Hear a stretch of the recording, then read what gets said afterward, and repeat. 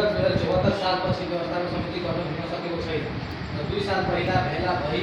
गठन गर्नको लागि उपकमिति राखिएको थियो वाडाजीको अध्यक्षतामा, तर अहिलेसम्म गठन हुन सकेको छैन र हजुर न्याय प्रदान आउनु भएको पश्चात अहिले के प्रक्रिया अपनाउनु भएको छ र तफसिल बनाउनेको माग पुरा गर्न ज्ञापनपूर्वक बुझाउँदै र पुरा त्यो माग पुरा नगरेमा अरू कार्यक्रम तय गरी आन्दोलन गर्ने हामी गरिनेछौँ। हाम्रो माग नीति तत्काल कमिसन रहनेछ। स्कुलको सरसफाइ हुनुपर्ने र जुन मेलापछिको माटो राखेको छ त्यो व्यवस्थापन हुनुपर्ने र झालको समस्या जुन छ झालबाट बाहिर स्कुलको फुटेर झाल छ त्यो व्यवस्थापन हुने र प्युरिफायर वाटर र एटिएम वाटर सञ्चालन हुनुपर्ने र गुणस्तरीय शिक्षाको अन्तर्भुत हुनुपर्ने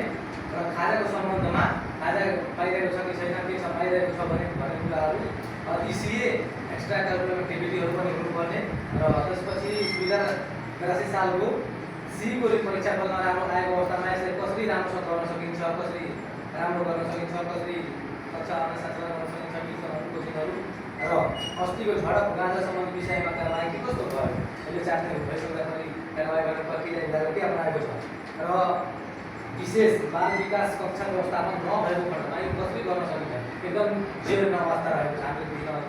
यो योजनाको स्कुल बाल विकासको कक्षा व्यवस्थापन गर्न अनुमान गर्दछौँ र छात्रवृत्ति सम्बन्धमा पनि यो तिहार छठहरू आएको छ, छात्रवृत्ति विद्यार्थीलाई पनि दिनु पऱ्यो। हाम्रो यो हामी युवाहरू साथीहरूले हाम्रो माग गरेको छ, हामीले सरलाई ज्ञापन गर्छौँ।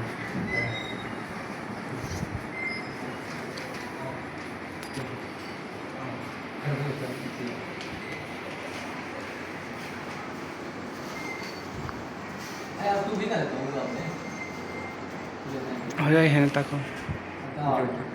ना ना